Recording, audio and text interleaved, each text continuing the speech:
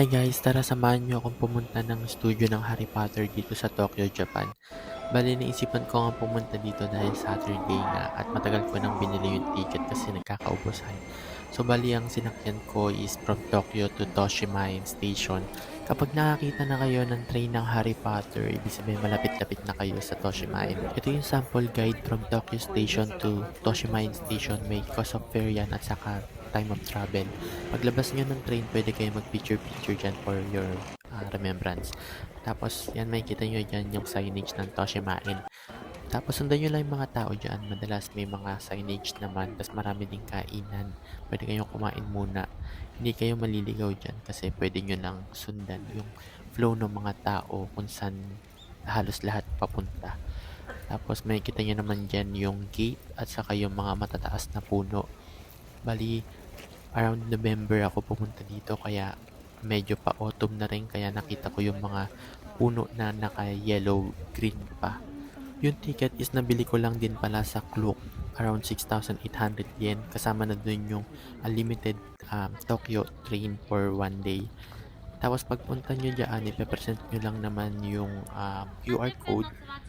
Tapos pwede kayo mag-picture-picture dyan or mag-CR bago pumasok. Tapos pagpasok nyo dyan is makikita nyo yan, big screen na yan. Tapos sa kanan, andyan yung food hall nila. So maraming mga choices dyan pero hindi na ako kumain kasi medyo mahal. Tapos parang hindi siya nakakabusog. Tapos pagpasok nyo dyan, pwede kayong dumiretso sa mga bilihan kung gusto nyo bumili ng cloak or ng mga magic wand. So ako, hindi na ako bumili ng cloak kasi ang mahal din. Tapos parang feeling ko hindi ko siya magagamit after. Tapos ang napili ko pala dyan is ito. Yan yung Hogwarts Architecture 1. Tapos ito yung mga nabili ko. Mostly mga pagkain lang. Tapos yung 1. Tapos meron din mga butterbeer dito na nakabote, so ganyan. Pero hindi ako pumili dyan kasi may mabibilahan naman doon sa paglagpas ng bahay ni Hagrid, saka ang hirap ibiyahe niyan. Tapos yung doon sa may mabibilan kay Hagrid ganito yung itsura, pwede nyo iuwi after yung baso, inuugasan lang yan doon. Tapos suggest ko sa inyo na pagdating nyo dyan is wag muna kayong mamimili aside din sa one kung gusto nyo gumamit nun kasi ang hirap nyo magpili sa loob. So, hindi kayo makakapag-tour sa picture-video ng maayos, lalo na kung mag-isa lang kayo. Tapos dito, pagpasok nyo dyan, dito mag-i-start yung pila, papasok doon sa pinaka-studio. Tapos dito yung mga picture nila, mga per scene, tapos per chapter nung story. So, nag-picture-picture muna ako dyan habang nag-aantay ng pila. Hindi naman din ganun katagal yung pila kasi mabilis lang naman yung flow. Tapos ito, another waiting area. Siguro pangalawang waiting area lang to. Tapos after nyan, yung pinaka-studio entrance na nila. So, ganun din, makikita nyo dyan yung iba't ibang scene, chapter, title, yan yung mga behind the magic. Tapos, ito, papasok na kami ng studio. So, may malaking door dyan. Tapos, bubuksan yan nung parang isang staff. Pag open yan is andyan yung pinaka-start ng magic. Ito yung scene kung saan sila kumakain kapag kami mga event like Christmas. So, i-flash ko dito yung sample video. Begin!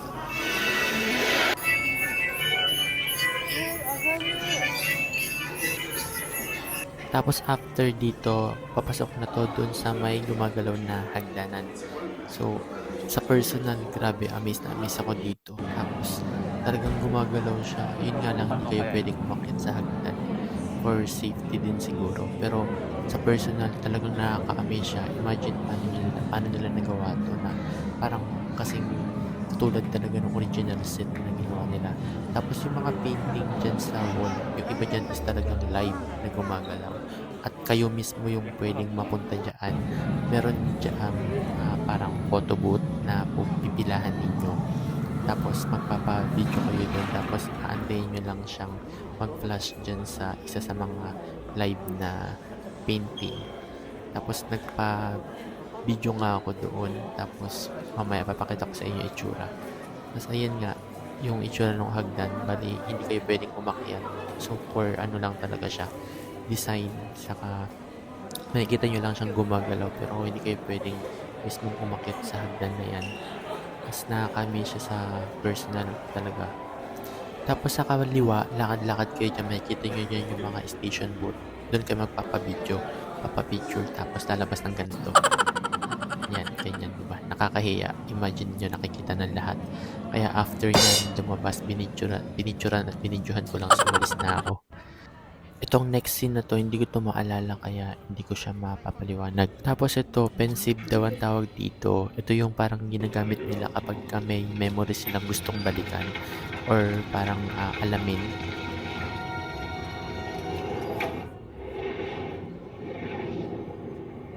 Next naman is yung entrance papunta sa Forbidden Forest.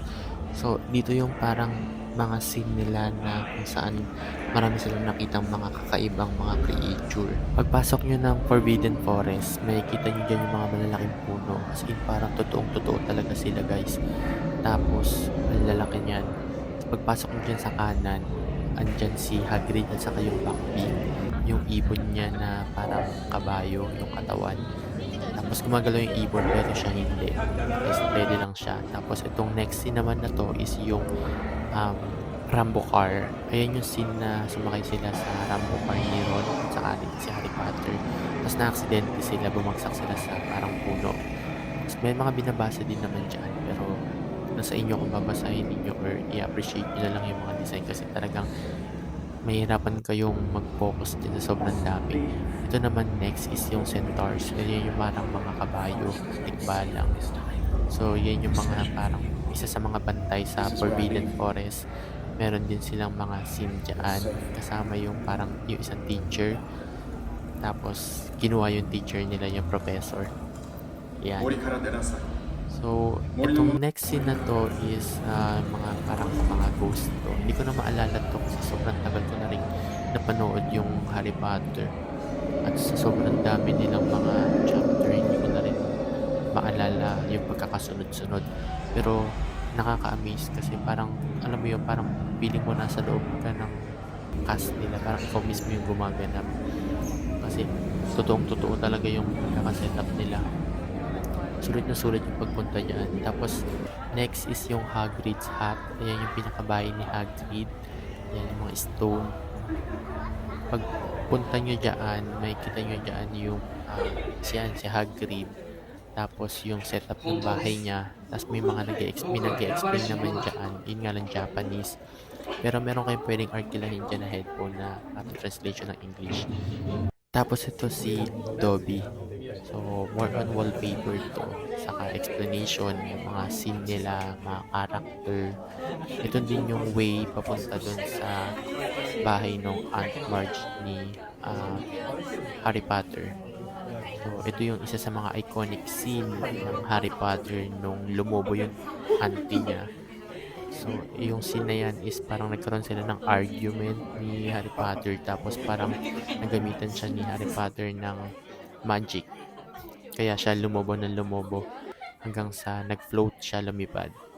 So, yan. Di ko makakalimutan yung scene yan. Tapos, nakikita ko yan sa mga ibang vlog. Miss na miss ako kasi parang paano nagawang lumipad pati yung mga paper. Pero mamaya makikita nyo dyan yung itsura. So, ito yung hagdan. Bawal din umakyat dyan. Parang tatanawin nyo lang siya ng ganyan. Tapos, yung mga gamit dyan, as in parang totoong-totoo kung ano yung ginamit talaga sa set. Parang yan na yan talaga. Tapos, yan yung sala nila. Tapos, nandito din yung mga lumilipad na mga invitation, mga envelopes. Bali, pag nandiyan kayo sa actual, makikita nyo yung mga lubid. Pero pag sa video nyo lang nakikita, parang magtataka kayo paano nangyari. Lalo na yung paglipad ng Aunt Marge niya. Yan, no. Ang galing, di ba, ng pagkakagawa. Tapos yung mga pagkain dyan, that time kasi gutom na gutom ako. Parang alam mo yun, parang kahit alam mo na wax or mga design lang siya na hindi totoong pagkain, parang gusto mo na rin makikain. Basta ang ganda talaga ng pagkakasetup nila dyan. Tapos yung mga gamit sa bahay, andyan talaga, parang gusto mo na rin mag-ugas. Yan, tapos ito yung pinto. Yan, may spirit.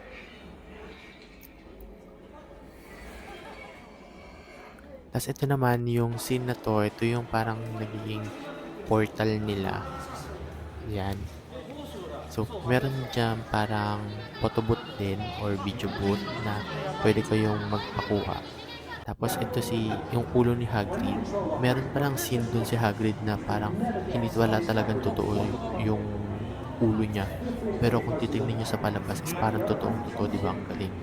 Kasi ito yung libro na parang spider yung itsura. Tapos cactus na gumagalaw, tapos yung parang halaman na gumagalaw din. Parang hindi ko na to mga maalala kasi sobrang tagal na, pero yan yung mga props na ginamit nila. Tapos yan. Tapos itong part na to, ito yung parang mga tinda-tindahan nila. Ang ganda din yan sa personal guys. Tapos nag-picture-picture na lang din ako dyan. Mag-isa lang ako, tapos parang gumawa na lang ako ng paraan paano ako mag-selfie, picture isa dyan.